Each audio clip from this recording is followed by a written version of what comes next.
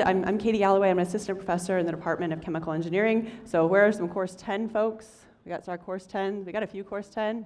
All right, you're awesome. So it's a privilege to be here with you. I know that many of you are in a place in your life where you're starting to think about what's important and what matters and what's you want to do with your life. And so in that space, I think it's great to pause and really think through what matters, because that shapes how we make decisions. And I guess to tell you just a little bit more, to visualize what was already introduced, I'll tell you just a little bit about my research and we'll go more into the topic. Let's see if this is working. Here we go. So on the research side, some of the things, so talking about that CV, what it puts together is basically then this idea that we can build gene circuits. We do that so that we can program cells, and sometimes we program them cells into neurons for different applications such as disease modeling, drug discovery, things like that. So this is on the scientific side. Just want to let you know a little bit of what we've done, and you can check out the MIT news if you'd like to. But the thing I want to talk to you tonight about is basically, why, do we do these things? What matters?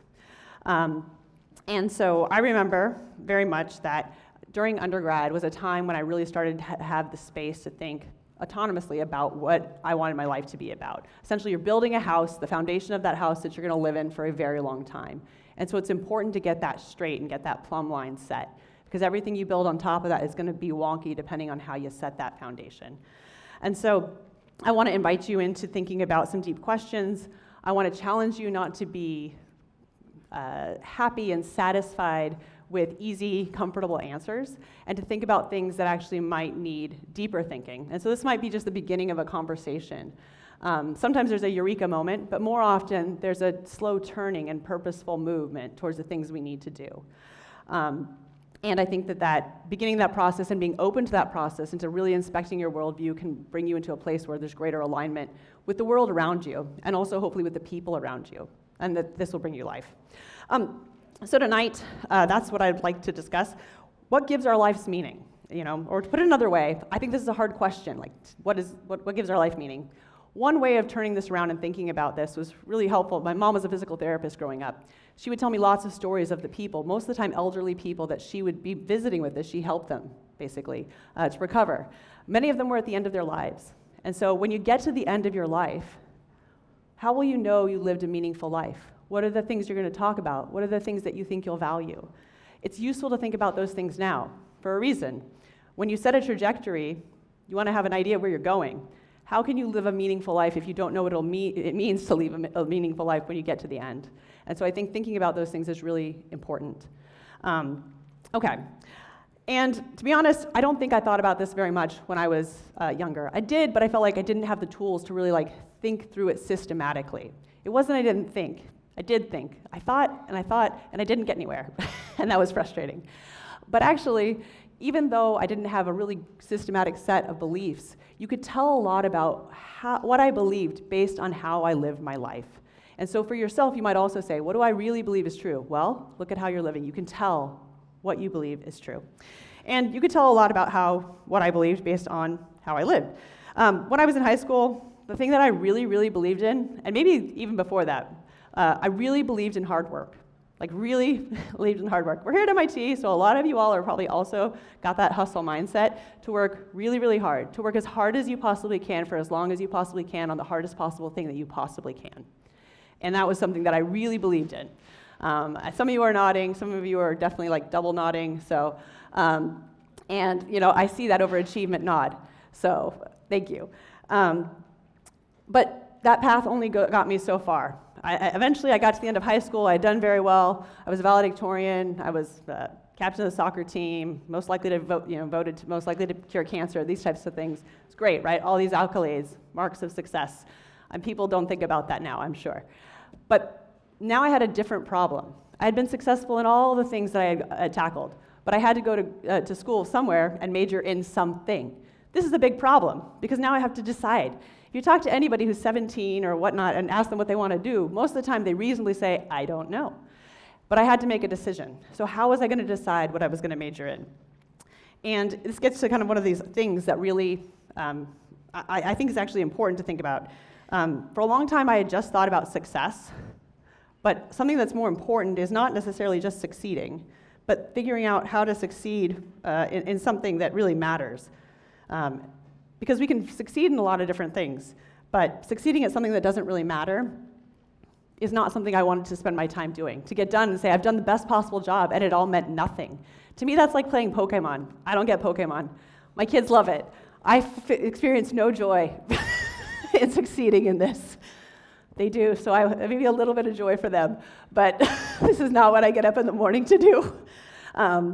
So anyway, what did I value? I had to start thinking about this because I have to make decisions. In fact, our worldview really shapes how we make decisions, where we're willing to put our time, where we're willing to put our effort, what we're going to get up in the morning to do. And so I started thinking about what my experiences were in high school and what I was seeing around me. So unlike the sciences, a lot of what I was learning in my English and history classes, which I absolutely loved, was that we couldn't really know anything. That the world was basically very relativistic, knowledge was not graspable, and most of history was just based on whoever was interpreting it, which means you better be a good interpreter and a very convincing person. But this felt like this lacked a little bit of rigor in terms of really knowing things, and I felt like that was a problem for me.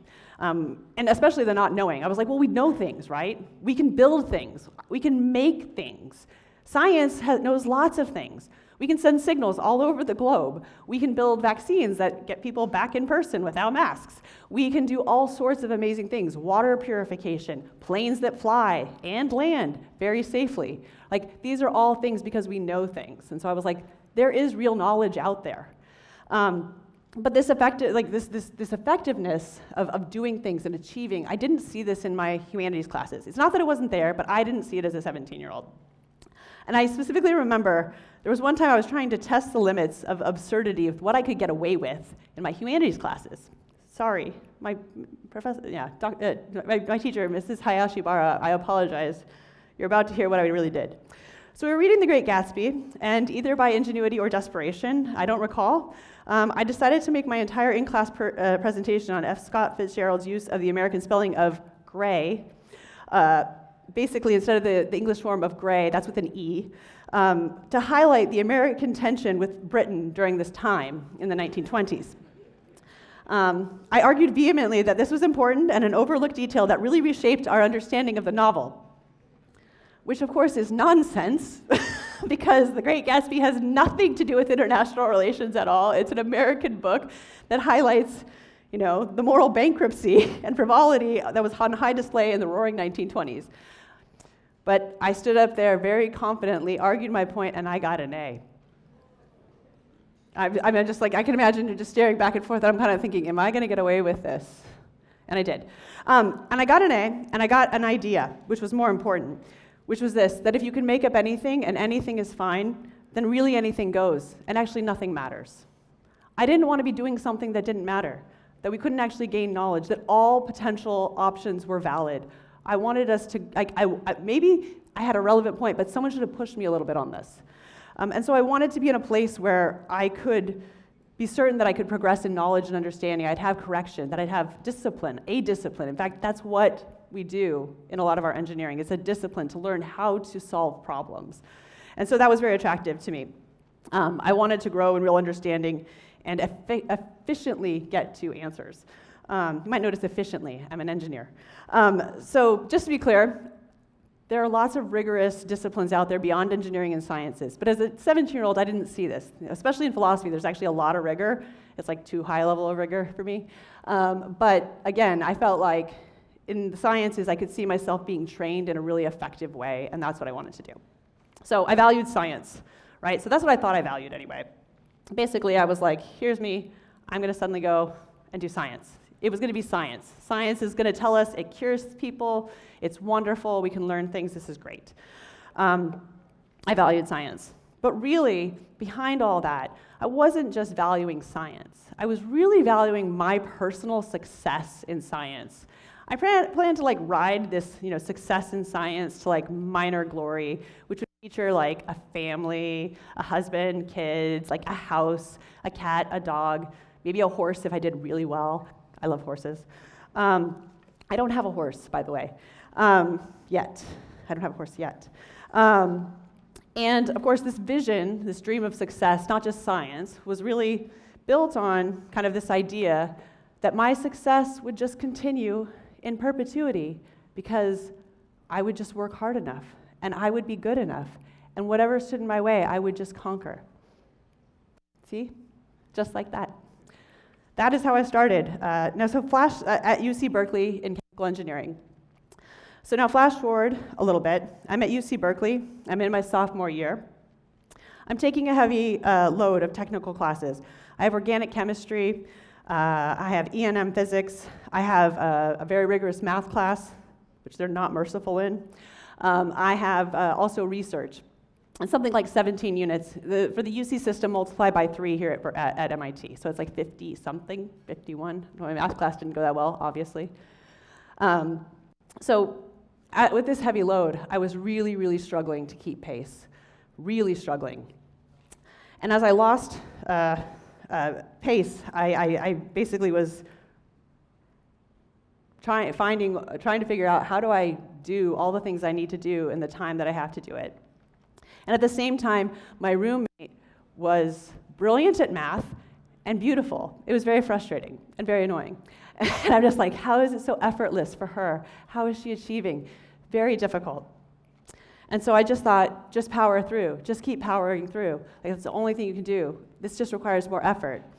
And so slowly, I lost balance, I lost sleep, and I got very sick my sophomore year.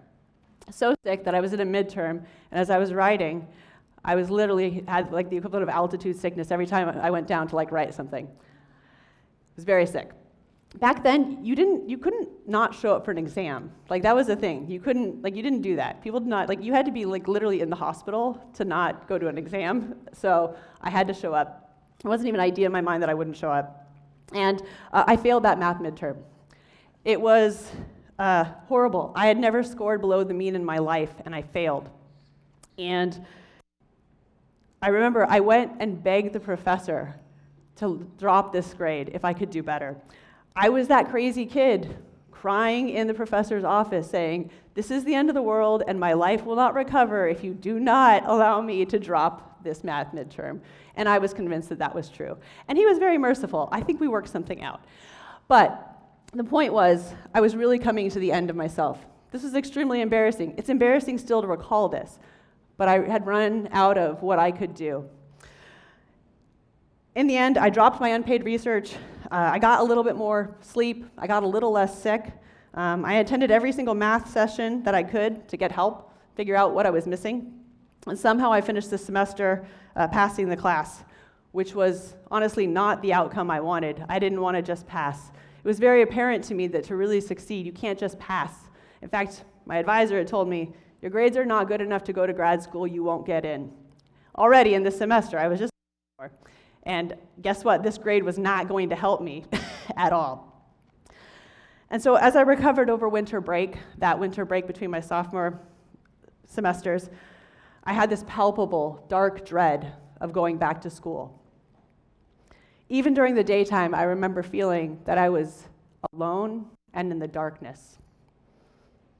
And I didn't know how I was going to face going back to the semester at all.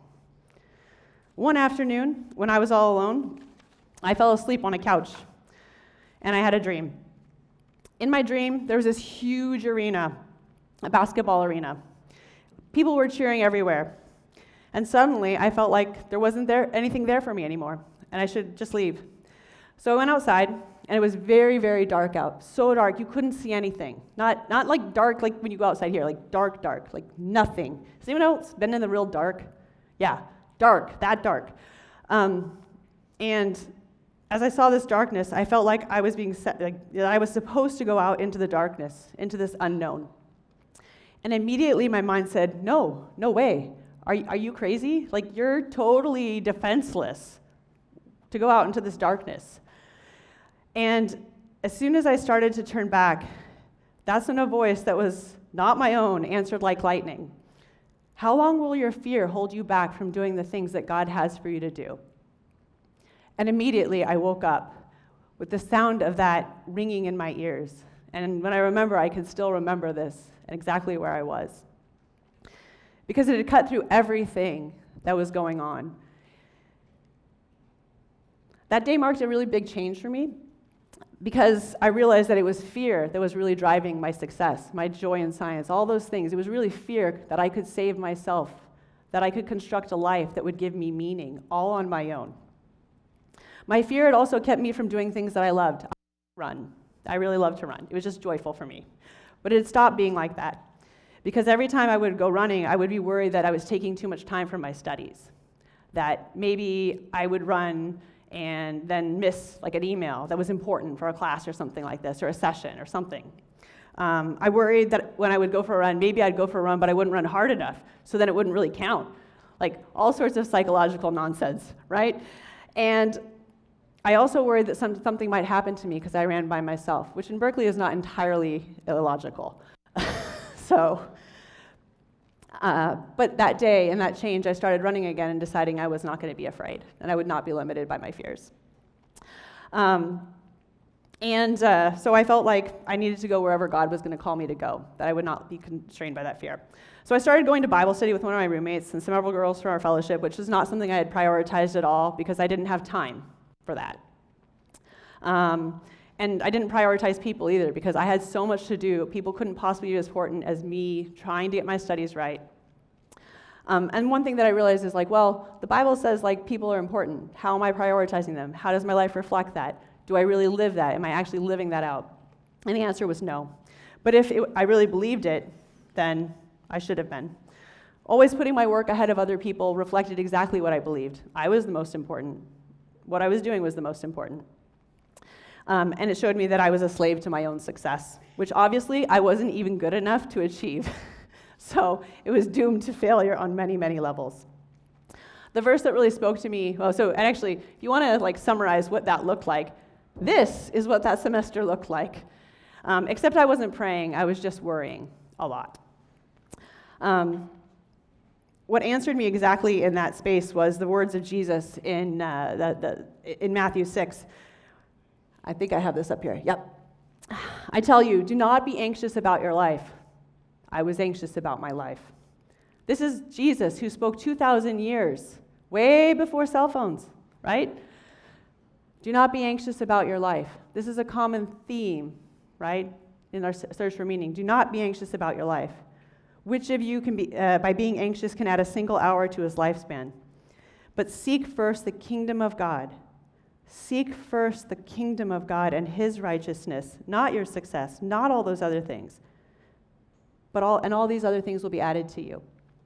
So I decided I needed to take these words seriously and actually live by them if I said nominally that I believed them. To actually believe that God would supply all that I needed to do whatever he wanted me to do. Which, if it was going to grad school, then I would get good enough grades to be able to get in or do whatever it is, despite what my advisor said. So, this was very freeing because suddenly I realized that I could have peace with my failures. If I didn't have something, whether it was a grade, an award, a fellowship, an internship, a call back from somebody, an email, whatever it is, a letter that was submitted on time for recommendations, which didn't happen occasionally, I didn't need it. I could just let go and say, God will provide. He has promised he will provide. And so I could live with a lot less anxiety, which is great. And which brought me all here to be with you all now. I did get into grad school, and it brought me to this place, which I think is a pretty good result, considering how it was starting. But of course, it could have gone very poorly. I could have ended up at Harvard.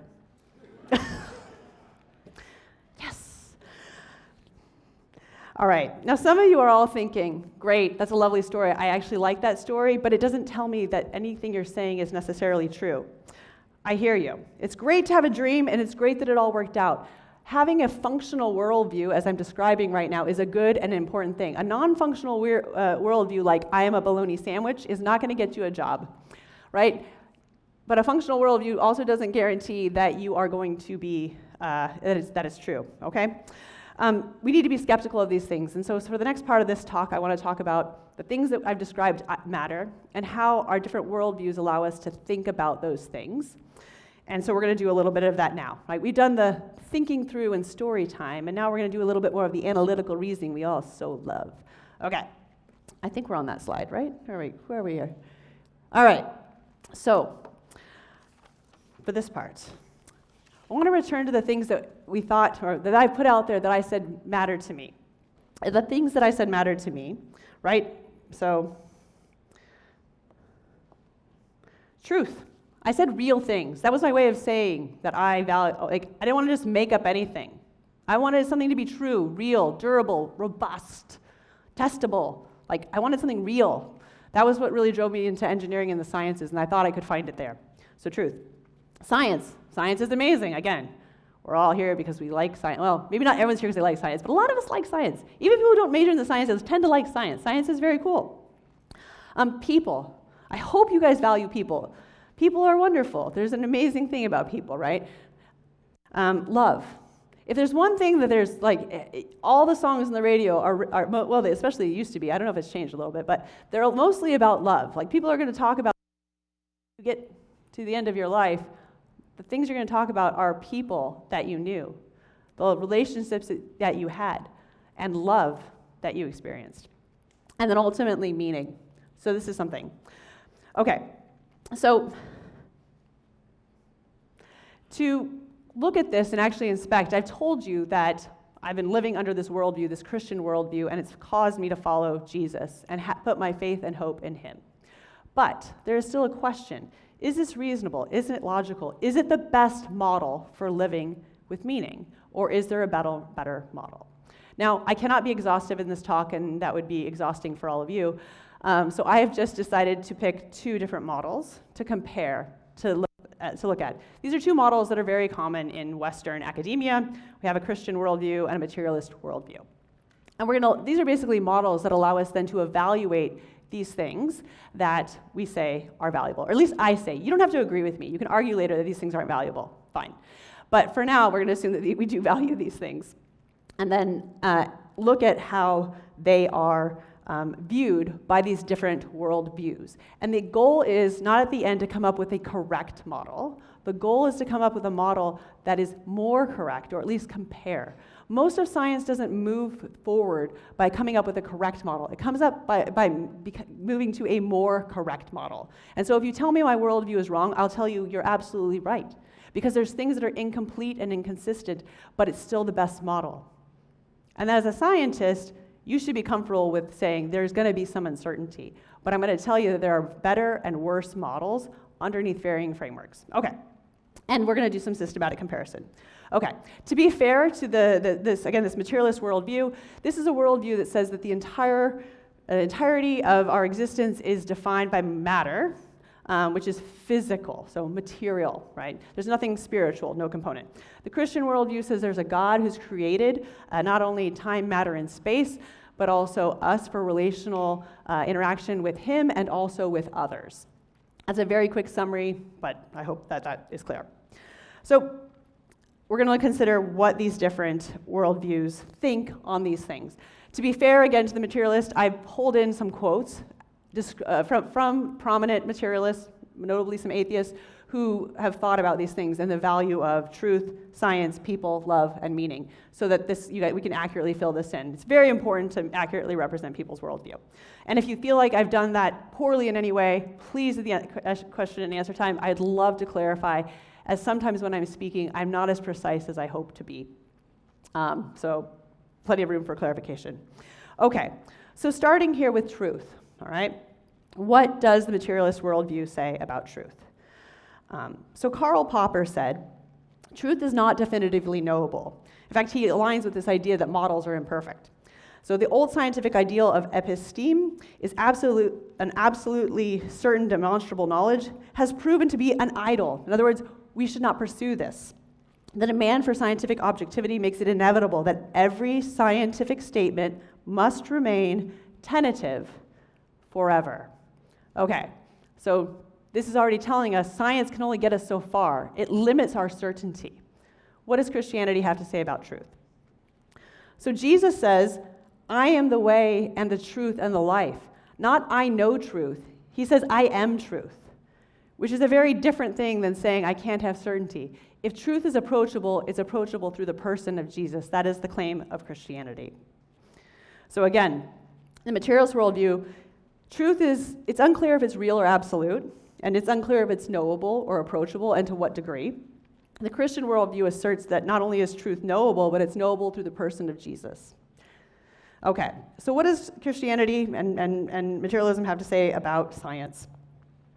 So in Job, one of the oldest books of the Bible, it says, "Do you know the laws of the heavens?" This is a book that was written something like 4,000 to 5,000 years ago. This is a very long time, way before we had an idea of codifying laws of physics.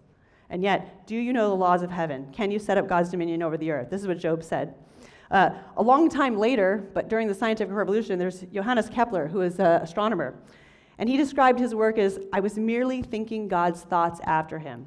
This is what he saw science was. It was interpreting nature. Okay, so what do the materialists say?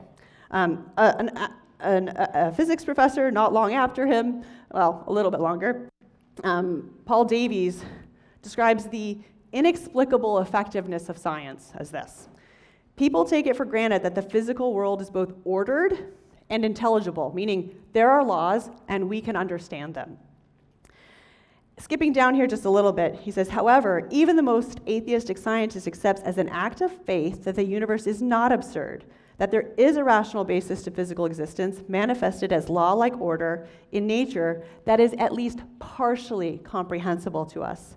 So science can proceed only if the scientist adopts an essentially theological worldview. Okay, so Christian worldview, science is basically just understanding what God has done and learning his thoughts. Materialist worldview, we don't yet have an explanation for why science works. It seems a little odd that it does.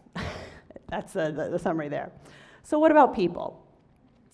So a guy named Vexen Crabtree, in a book called The Illusion of Choice, Free Will, and Determinism, described humans and basically mental processes as a result of neuronal patterns that are themselves controlled by deterministic physics, and as such, cognitive psychologists have held that all mental processes are, in detail, controlled by biochemistry and physics.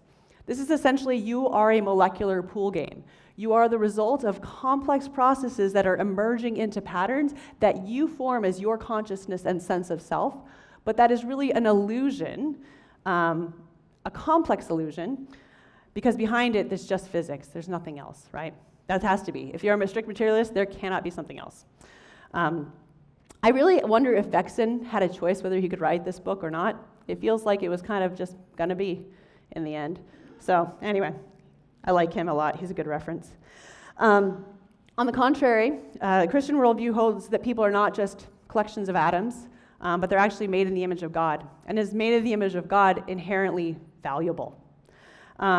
It says here in Genesis, let us make mankind in our own image, in our likeness. And so he created man in his own image. And for this reason, life is so precious and valuable. That's why Christians are so passionate about saying to people, you're valuable. Your dignity does not depend upon your grades. Your dignity does not depend upon your achievements. And this is basically the basis for all of that and saying humans are valuable. It's back in Genesis. This is a book that's extremely old by comparison to a lot of the other things that we've seen. So, again, people are made in the image of God. That's called the Imago Dei. It's an old doctrine. Whereas in the materialist worldview, we are complex automatons that have emergent behaviors that look like consciousness, but don't actually map to a self, because there is no self. All right, what about love? Everyone loves love. Love's so important, right? Well, the Bible is really clear about love. Love is a command. It's not just something we value, but Jesus himself said, when asked, what is the greatest commandment? He said, love the Lord your God with all your heart, with all your soul, with all your mind. This is the first and the greatest commandment. So it's not just a good thing, it's a command. You should do this thing. And the second is like it. You should love your neighbor as yourself. On these two commandments depend all the laws and prophets, meaning summarize all the law that's given, this is it, right? So, what does the materialist view say? I think this quote from Dawkins sums it up. We're survival machines, robot vehicles blindly programmed to preserve the selfish molecules known as genes. And I'm pretty sure that was his wedding vows. So I stole it from that, or the selfish gene, one of the two. The point is, if you don't have free will, if you're a robot, You can't love anyone. That's why all those robotic AI like girlfriends aren't going to work out that well. So, or at least I think for anyone who's still thinking about it, this is not who you seek to love. You actually want someone in a relationship who chooses. The ability to choose is what makes love valuable, okay? And so it's inherently denied in the fact that you do not have free will if you are a collection of molecules that are themselves just self-manifesting in a direction. Okay. So, to summarize, in the Christian worldview, love is eternal and ends commanded, actually. Whereas in the materialist worldview, this is an illusion and it's strictly not possible from a rational perspective. There's lots of things that if you talk to a materialist, you talk to someone, they will say that you have this feeling and the sense of love, but it's not inherently real. It's an illusion. Okay, so it's not to deny the thing entirely of existence, but to deny the basis of it having something real in the sense that we would say is real. Or at least I would say. We can argue about that. All right, so what about meaning? So Jesus offers abundant life. In John 10:10, it says, "The thief comes to steal, to kill, and destroy. I came that they would have life and have it abundantly." Okay? This is what Jesus says he came to do. Sean Carroll, a notable theoretical physicist in From Particles to People, says, "The laws of physics underlying everyday life are completely understood." I believe that. Sean's a really smart guy, so if he says they're completely understood, they are. Those laws are I'm not going to say that word. Disteleological. There you go. They describe a universe without intrinsic meaning or purpose, just one that moves from one moment to moment, meaning there's nothing else other than time passing. All right, so just to summarize where we are. All right, I'm going through here just so I can summarize this succinctly. The materialist worldview offers what I think is a pretty bleak picture. There's really no substantial explanation for the effectiveness of science, which I value. There's no opportunity to know that we could actually know truth even through science. There's no explanation of free will or belief that it could exist. There's no reason for believing in the dignity of all humans. There's no explanation for why one should value love. And there's certainly no scenario in which we would have any sort of absolute or permanent meaning. I have to make up my own meaning, which I already told you I didn't want to do when I was in English. So I find this not very compelling. It doesn't offer me a lot of hope.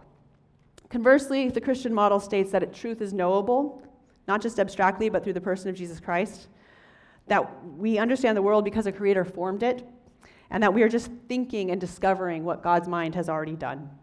And that's how science works. We can then use that knowledge to help people who are made in God's image and inherently valuable.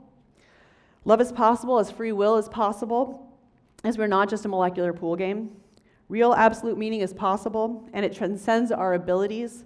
It transcends our position in life. It transcends our grades.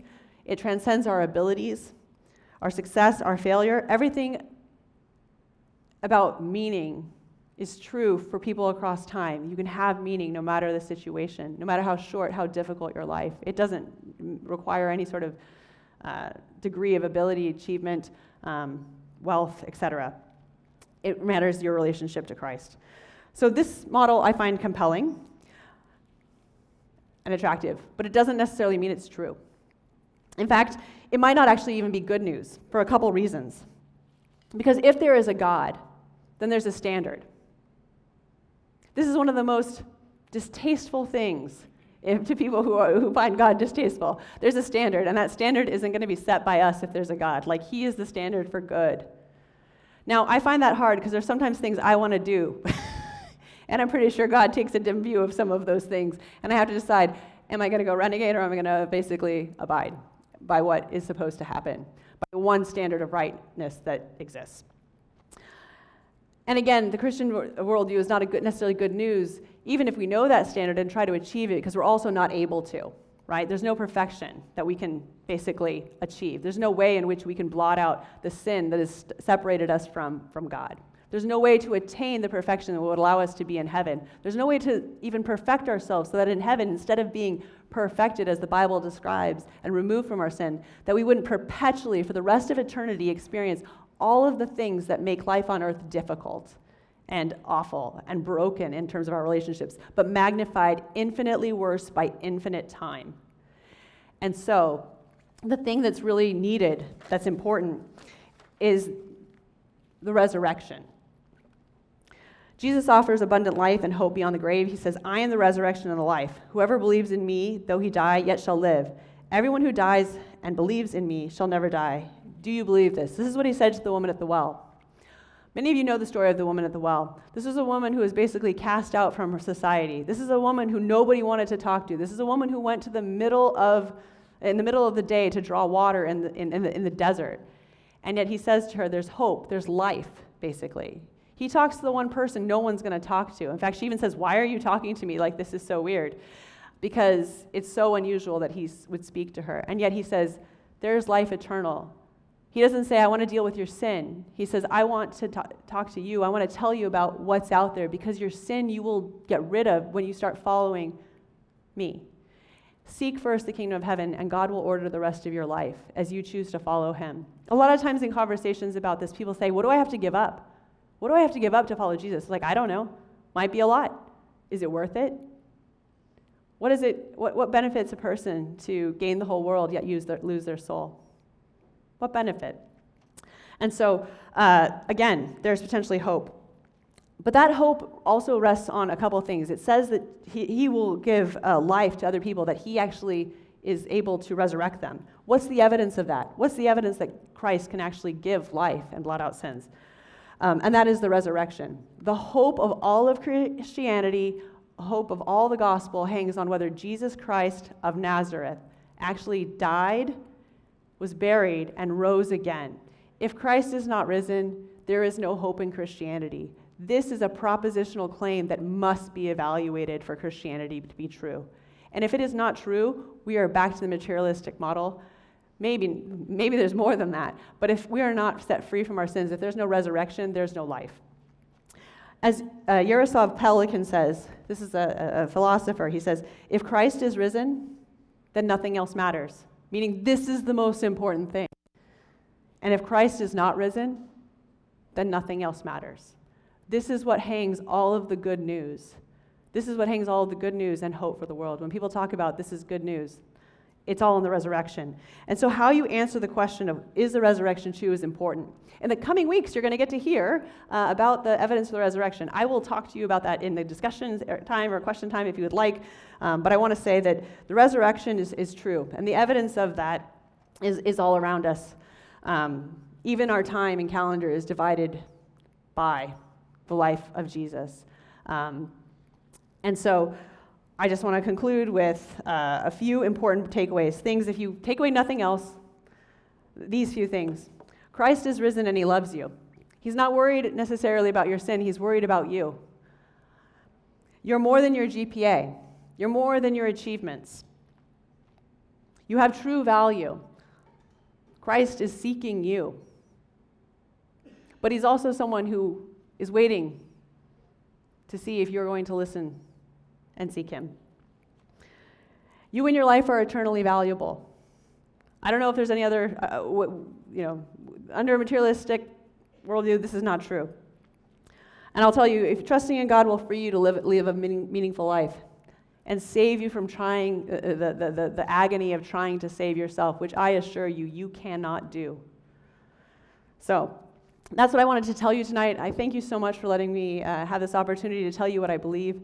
I am very open to hearing the feedback, the places where I was not precise, the questions this may have stirred. I would welcome your questions. There's nothing you can say that would offend me. When I was in grad school, people told me I was, the only reason I believe this was because I was stupid. So you can't possibly do worse than that, although don't try necessarily. My reviewers say worse. Anyway, thank you so much, and I'm happy to take questions.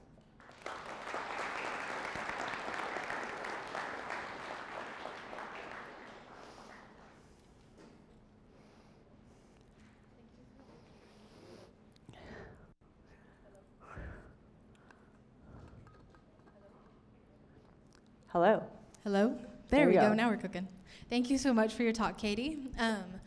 The Slido is open, so once again, if you guys want to go to those pink cards in front of you, it'll say submit a question. If you scan that QR code, you are able to submit questions, view other questions that people have had, upvote questions that you're interested, and we will also be taking questions live. Because there is a limited amount of time, we will be prioritizing questions that disagree with the Christian worldview, just so that we can hear as many viewpoints as possible. I'm seeing is that a live question in the back? Live. Perfect. Thank you.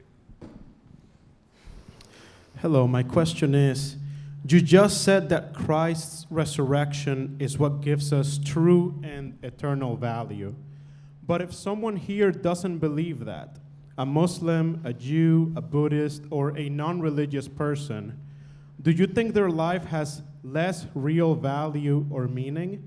And if not, then what exactly does Christianity add to human dignity that we don't already have? Oh, that's such a great question. Thank you for that question. That's a great question. Thank you. May I ask first, do you come from one of those backgrounds? I was born religious, yes. Okay. I was raised religious, rather. No one's born religious. Thank you. Yeah, that's a great question. So I don't think that your belief set actually changes how God values you. So I would say that everybody, regardless of belief, is actually equally valued and should have and has equal dignity. So I don't think that your value is dependent on what you believe. Like, your life is valuable, eternally valuable, regardless of how you respond to Jesus Christ. But Jesus isn't going to make you hang out with him for all of eternity if you decide you don't want to, right? And so it's not so much a question of whether your life is eternally valuable. It's how you're going to spend that eternity. I personally want to spend eternity with the creator of the universe, but that requires me to, one, accept his salvation and recognize that I am not God and that I owe my life to him because he's the creator. And then also and the evidence that I've done that is how I live my life, right? Not saying that I can ever achieve a standard of goodness, but recognizing in humility that I've surrendered my own lordship of my life, that I am not God. And so I don't think anyone's life is more valuable based on what they believe, but I do think that the destination in eternity will look different. Those who've chosen to be with Christ will be, and those who've chosen not to be Christ will not be. God gives us great free will in this decision. I don't think anyone would want to be forced to be with somebody for eternity. That sounds like the worst thing. How would what trajectories be different? Sorry. Sorry, you mentioned that the trajectory of the believer and non-believer will be different. Could you explain how? Well, we're alive now, right? So we're alive. And then comes death, and then comes judgment.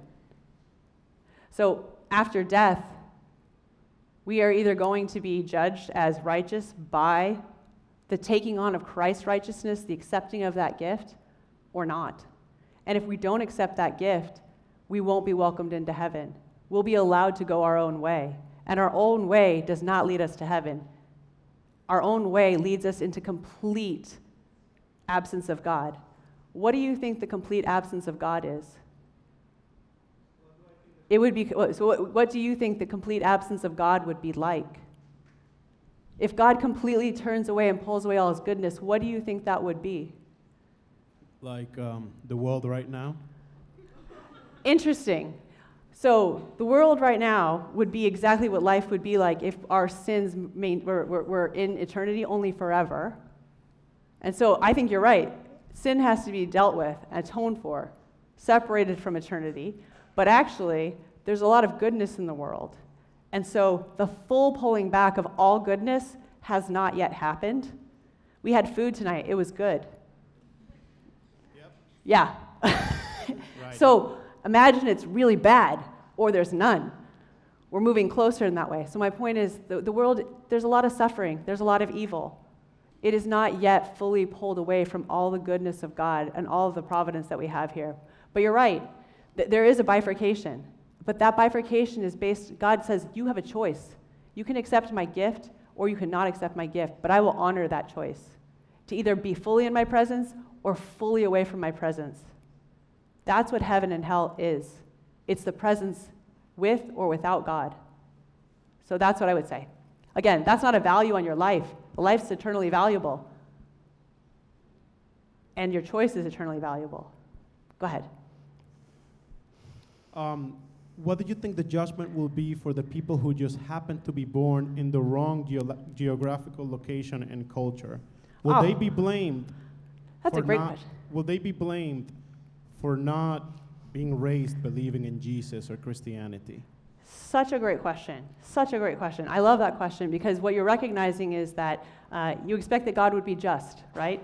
That he would give equal opportunity to people to be able to choose to be with him or not. I'm assuming that's what's behind, right? You wouldn't want God to unfairly say to a set of people, you are pushed from me. I will never be near you, right? That's what you're saying, I think. Is that right? Well, is that how do you believe God would think? I don't think God's unjust, so I certainly wouldn't ascribe to that model, no. Right? I think that, so historically, there's people who lived before Jesus Christ's name was ever mentioned. Job lived in, so Job is about 4,000 to 5,000 BC, 4,000 to 5,000 years ago. And he said, I know that my Redeemer lives. This is thousands of years before Jesus Christ. And yet I believe that Job will be in heaven because it's his faith that made him righteous. Abraham, his faith made him righteous. They never knew Jesus, right? But they had a right relationship with God. So I think a right relationship with God is possible. You now know about Jesus, though. So the question is not the same for you. You have a choice to make. But you're right. There are people who have never known the name of Jesus. They have never benefited from the resurrection. They have not seen the hope personified. And so those people, I think God deals with them justly, fairly, because God is just. So that's what I would say. Right. The problem is I can't choose what to believe. What I believe comes from what I observe, evidence. Really, no one can choose to just believe something. We have to be convinced. 100%, I agree with you. I don't think I convinced anybody here. In fact, I wanted to share this lens as something that, this is what I'm convinced of. You'll have to convince yourself. No one could have convinced me of anything either. In fact, it's still very difficult. But I think that actually the question, what I want you to take away from this is not that I've convinced you of anything. I hope I've motivated you to look really carefully, because the only person who will convince you that God is real is you allowing yourself to dig into that process and allowing the Holy Spirit to work with you. And so that's what I would say is, if you're open to this, I think that you will find. The Bible says, seek and you will find, knock and the door will be opened. And so I think that for anyone who does seek, you will find answers. And I think you will find Jesus Christ. But I think that is something that if you pursue in, obviously, it's to be truly open. Truly, I don't think there's a lot of people who do that. I think it's very dangerous for people to really seriously inspect their worldview. I think that's why people don't do it. It's very hard. It takes a lot of intellectual honesty and courage. And so, again, I don't think I can convince you of anything. I want to convince, except could I convince you of one thing? These questions are worth asking and looking into, and the God of heaven and earth, who Jesus claimed to be the Son of, and claimed to die and rise again, is worth investigating to see if it's true, because if it's true, all of hope hangs on that. So that's the only thing I would ask to try to convince you of. The rest, I will say it will take you a long time. I have a book I want to give you after this. All right. If we don't have any other live questions, taking one from the Slido. Why favor Christianity over theistic spiritual belief system or other theistic spiritual belief systems, which may fit many of the same descriptions given here as a model for the world? That's an excellent question. I didn't have time to do all the models. We would have talked for a very long time. There are some excellent books out there that do also this comparative, systematic worldview analysis.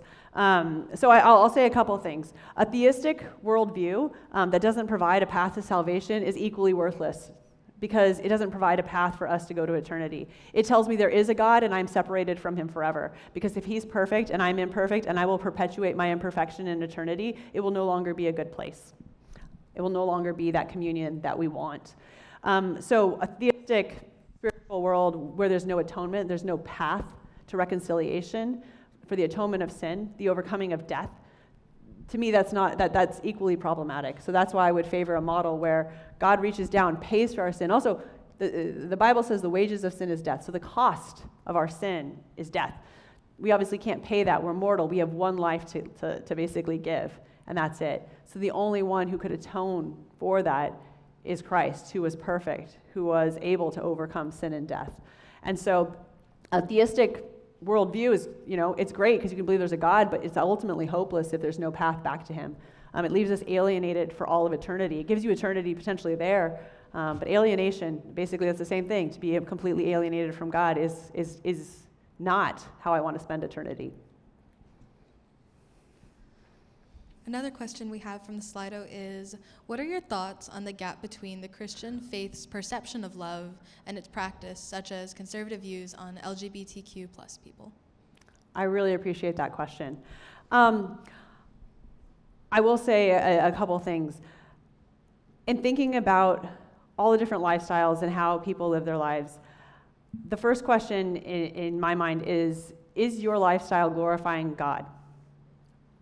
To everyone, regardless of lifestyle. Is your lifestyle glorifying God? Are your choices glorifying God? And then the second would be, how do you know? On what basis are you evaluating that? For me, that would mean, as a Christian, that Jesus said, I am the way, the truth, and the life. He also said, I am the Word. If you look in John 1:1, it says, in the beginning was the Word, and the Word was God, and basically this is describing Jesus as the Word. So he is personifying himself not only as truth, but also saying, I am the Word. The Word we have now is the Bible. And so for anyone's worldview, whatever lifestyle, whatever you're going to do, putting it through that lens and saying, is this glorifying God? It's looking through that and asking the question, okay, is my lifestyle, is what I'm doing glorifying God? Before that, I think that there's also then this, personal inspection and asking, how do I then square with all these desires that are in my heart to do different things? And I've heard Christians of various flavors be able to justify doing lots of different things.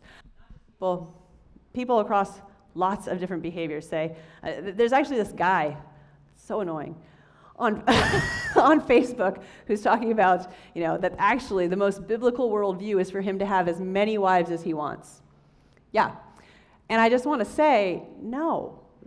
It's very clear in the Bible that this is prohibited. You should not do this thing. This is not a Christian worldview. So this is different than exactly the question was answered, but I want to answer this one because I feel like it's more clear to us that this is clearly not what the Bible teaches. And so to this person who claims this and has a very large Facebook following, I think the answer to the same is on what basis do you say that this is right? On what basis do you say that this is good? And I think the answer is this is certainly something that is not a Christian worldview. And so I'm happy to talk more offline about specific worldviews and all the details, but I think that more importantly, we have to individually answer honestly, is my life glorifying God? Is this exactly the life he's called to? And sometimes God calls us out of behaviors, relationships, etc., choices that we've made in following him. So that's all I'm really going to say about that.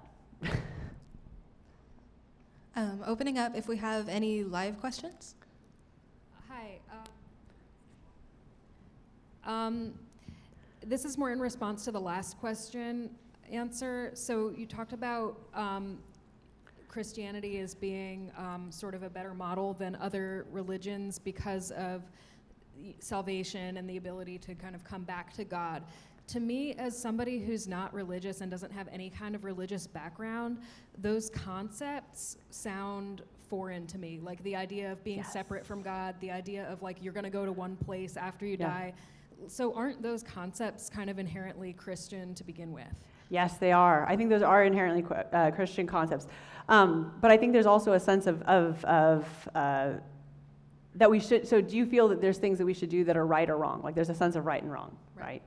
Okay. And do you think that it's, when people do something that's wrong, it's okay? Or we should just be yeah, it's cool, whatever. So the sin might be a concept that's, foreign in terms of the term, but we all have a sense of there's a right and a wrong. To sin just means to miss the mark. Literally, it's an archery term. Maybe you've heard that before. But the point of calling it sin is there is a reference, right? So that's maybe a foreign term, but the whole point is, to not recycle. This feels wrong. Like, why are you throwing your aluminum in with the trash? It's because they don't separate it anyway. But, which is crazy. I don't want to get into that. But those are things, right? You feel like we should do things that are right. You feel like you should reduce your carbon footprint. You feel like you should buy local. You feel like you should reduce your spending on different things. There are different things that we see as being like what are right living that have changed. But we all have a sense that there's a right way to live. I think you have a sense of there's a right way to live too, probably. But my point is, our right way, or understanding what is actually the right way to live, is in reference to the one who set up the whole universe, that actually made us.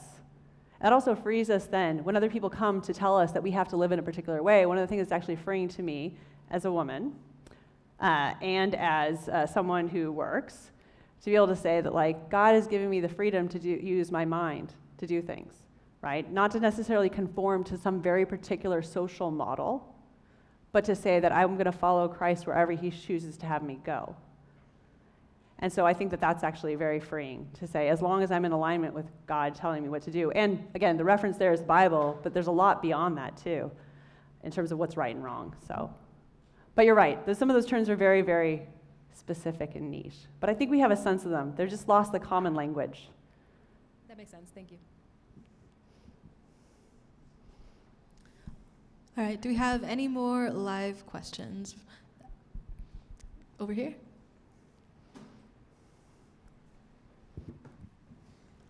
Hi. One of my questions that I have is that being someone who already does believe in Christ and has found Christ, one of my main kind of problems is the fact that I have friends that haven't, and even though that when I talk to them about Jesus, it's kind of hard for them to be able to listen and understand.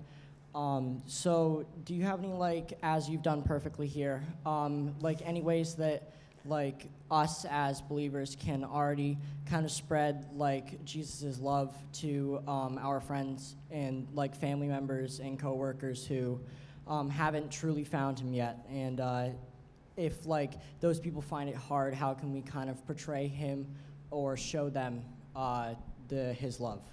Yeah, that's a fantastic question, actually, because I think that a lot of times, I think as Christians, we think that telling people things will help, break these intellectual barriers to Christ. Most people don't have intellectual barriers to Christ. Most people watch what Christians do and say, do these people really believe the thing that they say they believe? Because they would live differently. So living differently is pretty much the one thing you can do.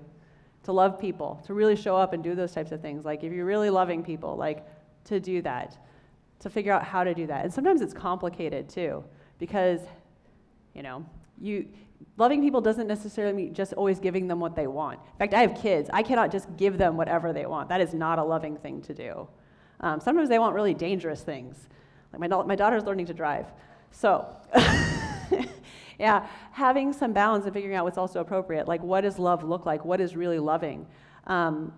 This is actually, I think, a topic that gets remarkably confused and confusing, because what is loving isn't just giving people what they want. And how do you do that with your friends, right? I'm going to drive home. It's you seem like you drank too much. I don't think we should let you do whatever you want, right? There are things that would be good examples. But most of the time, people are going to watch you for a very long time before they're going to want to hear what you have to say about Jesus, because they're going to want to see the evidence in your life. They want to see, do you really believe it? And so a lot of this is a long game, and occasionally there's opportunities to say things like I've said very declaratively here. Most of the time you don't get an opportunity to do that. So thank you for showing up so I could say things to you guys. And sometimes food helps. If you just sit people down with food, they'll listen to you sometimes.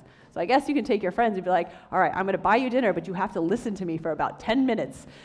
I don't know, that might work. But I think the thing that really happens is how you keep showing up and how you love one another. That's one thing in the Bible says, people will know that you love me by your love for one another, right? And that's remarkably true here. I've seen so many people across many different life stages just show up to help and help with the food, to love people, to show up as come to MIT just to help out. It's a really beautiful symbol of the church, and I think we need more of that. And for people to know that that's actually going on. A lot of the church work is extremely generous and supportive, but most people who are not outside the church do not see that. All right. All right, we are going to take one or two more questions. A question I'm seeing pop up in the Slido is, doesn't the existence of an omniscient being outside of time also directly contradict the notion of free will? Ooh, the free will question, my favorite. So does God knowing what our decisions be invalidate our ability to have free will? I don't think so. No. So there we go, done. There's lots of complex arguments that have been made about this, but the TLDR is no. The ability of God to know that is not prescribing it. In the same way, measuring a phenomena is not making it so. So God's knowledge doesn't prevent us from having free will. That's sort of the simple answer. You can go in circles on this all day long, but I'll just tell you, I don't think so. I'm not convinced of that, but many people get tangled up in that. It's like, but if God knows I'm going to go right, but I'm going to trick him and actually go left. So I don't think so. But it's a really good question. It's not entirely trivial. I've joked a little bit, but I think that, again, going through all of this, there's some good books on how this could be. Again, Bex and Crabtree wrote one, and you can look at others that are more to the theistic side of how this is possible. One thing to think about is, like, we live in 4 dimensions. God is not bound by 4 dimensions, and so he can survey our time dimension and all of our decisions outside of our time dimension, and so he can intervene in a way that is not going to and observe in a way which is not necessarily interfering with us. So that's one thing to keep in mind. Our boundedness doesn't understand that, or our experience, we don't understand that. You have to be a physicist, basically. Any physicists in the room? Oh, that explains a lot. All right, so we need more physicists in here to argue. Any other questions? I think taking one more question, how can Jesus be truth and truth knowable through him if he isn't fully knowable due to there being limited accounts of his teachings and miracles in the Bible? Oh, fascinating. Right. Jesus is... Have we got... Is it on? Hello? It's on if I turn right. So, okay, so Jesus isn't fully knowable. I wouldn't say that, not from our earthly perspective. I think Jesus is knowable insofar as he chooses to reveal himself to us too. That's another thing to think about. But the fact that he is knowable in part and says, seek me and you will find me. Like, he wants to be found. He wants to be known. But also, we can't fully know, I would say, we're always going to be bound by by being human, right? You can't fully know Jesus if Jesus is greater than human capacity to know. Now, with respect to the limited teachings, I mean, you have the entire New Testament that documents Jesus' life. In addition to Jesus' life being documented in the New Testament, you actually have historians that validate a lot of the things. I'm not going to go through that. There's a lot of very nice literature looking at the historicity of Jesus Christ, and some of that will be talked about next week. But again, Jesus said, I am the Word. So he's pointing us back not just to the New Testament. He's also, when he said that, he was talking about the Old Testament, that who Jesus is can be partially understood by us through reading the Word, through reading the Old and New Testament. And he also says that, he will reveal himself to us through prayer, and also by being in communion with the body. So I agree that it is not possible to fully know Jesus on this side of eternity, and that's why I'm looking forward to the other side of eternity. And if that answer doesn't satisfy you, come on up after. Awesome. Thank you so much. If we could give Katie one more round of applause for being here.